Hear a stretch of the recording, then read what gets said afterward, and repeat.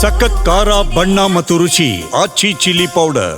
ಸಾಮಾಜಿಕವಾಗಿ ಹಾಗೂ ಆರ್ಥಿಕವಾಗಿ ಸಂಕಷ್ಟದಲ್ಲಿರುವ ಅವಿವಾಹಿತ ಹಾಗೂ ವಿಚ್ಛೇದಿತ ಮಹಿಳೆಯರಿಗೆ ಆರ್ಥಿಕ ಭದ್ರತೆಯನ್ನು ಒದಗಿಸಲು ಕರ್ನಾಟಕ ಸರ್ಕಾರ ಮನಸ್ವಿನಿ ಯೋಜನೆಯನ್ನು ಜಾರಿ ಮಾಡಿದೆ. ಈ ಯೋಜನೆಯಡಿ ಅವಿವಾಹಿತ ಹಾಗೂ ವಿಚ್ಛೇದನ ಪಡೆದಿರುವ ಮಹಿಳೆಯರಿಗೆ ಪ್ರತಿ ತಿಂಗಳು 800 ರೂಪಾಯಿ ಮಾಸಾಶನವನ್ನು ನೀಡಲಾಗುತ್ತದೆ.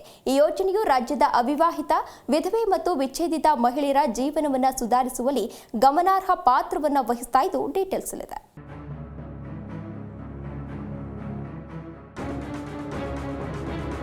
ಗ್ರಾಮೀಣ ಪ್ರದೇಶಗಳಲ್ಲಿ ಅವಿವಾಹಿತ, ಬೇರ್ಪಟ್ಟ ಮತ್ತು ವಿಚ್ಛೇದಿತ ಮಹಿಳೆಯರಿಗೆ ನೆರವಾಗಲು ಕರ್ನಾಟಕ ಸರ್ಕಾರ 2013ರಲ್ಲಿ ಮನಸ್ವಿನಿ ಯೋಜನೆಯನ್ನ ಪ್ರಾರಂಭಿಸಿತು. ಇದು ಬಡ ಜನರಿಗೆ ಸಾಂತ್ವನ ನೀಡುವ ಒಂದು ಸಹಾಯ ಯೋಜನೆಯಾಗಿದೆ. ಈ ಯೋಜನೆಯಡಿ ಅವಿವಾಹಿತ ಹಾಗೂ ವಿಚ್ಛೇದನ ಪಡೆದಿರೋ ಮಹಿಳೆಯರಿಗೆ ಪ್ರತಿ ತಿಂಗಳು 800 ರೂಪಾಯಿ ಮಾಸಾಶನ ನೀಡಲಾಗುತ್ತೆ. 65 ವರ್ಷಕ್ಕಿಂತ ಹೆಚ್ಚು ವಯಸ್ಸಿನ ಅವಿವಾಹಿತ ಹಾಗೂ ವಿಚ್ಛೇದಿತ ಮಹಿಳೆಯರು ರಾಷ್ಟ್ರೀಯ ವೃದ್ಧಾಪ್ಯ ಯೋಜನೆಯಡಿ ಪ್ರಯೋಜನ ಪಡೆಯಬಹುದು.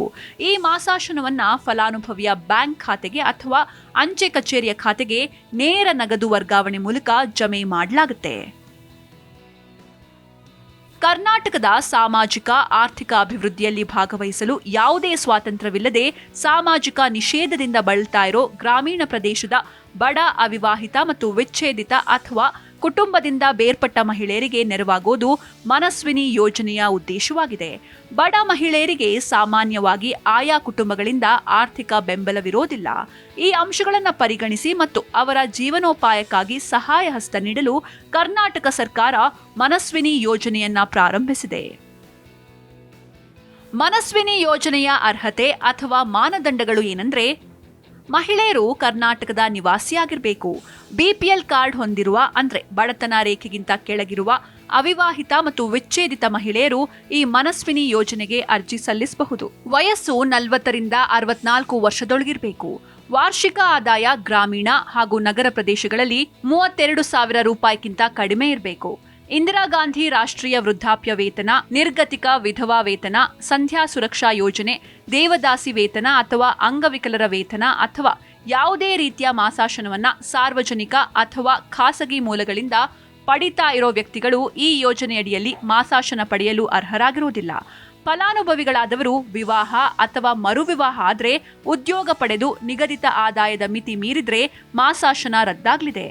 65ಕ್ಕಿಂತ ಹೆಚ್ಚು ವಯಸ್ಸಾದ ಅವಿವಾಹಿತ, ವಿಚ್ಛೇದಿತ ಮಹಿಳೆಯರು ಇಂದಿರಾ ಗಾಂಧಿ ರಾಷ್ಟ್ರೀಯ ವೃದ್ಧಾಪ್ಯ ಯೋಜನೆಯ ಪ್ರಯೋಜನ ಪಡೆಯೋದ್ರಿಂದ ಅವರಿಗೆ ಮನಸ್ವಿನಿ ಯೋಜನೆ ಅನ್ವಯವಾಗೋದಿಲ್ಲ. ಮನಸ್ವಿನಿ ಯೋಜನೆಯ ಪ್ರಯೋಜನಗಳು: ಯೋಜನೆಯಡಿ ಫಲಾನುಭವಿಗಳಿಗೆ ಪ್ರತಿ ತಿಂಗಳು 800 ರೂಪಾಯಿ ಪಿಂಚಣಿ ನೀಡಲಾಗುತ್ತೆ. ಅವರಿಗೆ ಕೌಶಲ್ಯ ಅಭಿವೃದ್ಧಿ ತರಬೇತಿ, ಶಿಕ್ಷಣ ಮತ್ತು ಉದ್ಯೋಗಾವಕಾಶಗಳಿಗೆ ಸಹಾಯವನ್ನು ಸಹ ಒದಗಿಸಲಾಗುತ್ತೆ. ಅವಿವಾಹಿತ, ವಿಧವೆ ಮತ್ತು ವಿಚ್ಛೇದಿತ ಮಹಿಳೆಯರಿಗೆ ಆರ್ಥಿಕ ಸ್ವಾವಲಂಬನೆಯನ್ನ ಒದಗಿಸುತ್ತೆ. ಅವರಿಗೆ ಸಾಮಾಜಿಕ ಭದ್ರತೆ ಮತ್ತು ಗೌರವದ ಭಾವನೆಯನ್ನ ನೀಡುತ್ತೆ.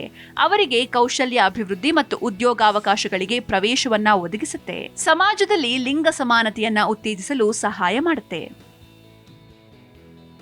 ಮನಸ್ವಿನಿ ಯೋಜನೆಗೆ ಅರ್ಜಿ ಸಲ್ಲಿಸುವುದು ಹೇಗೆ?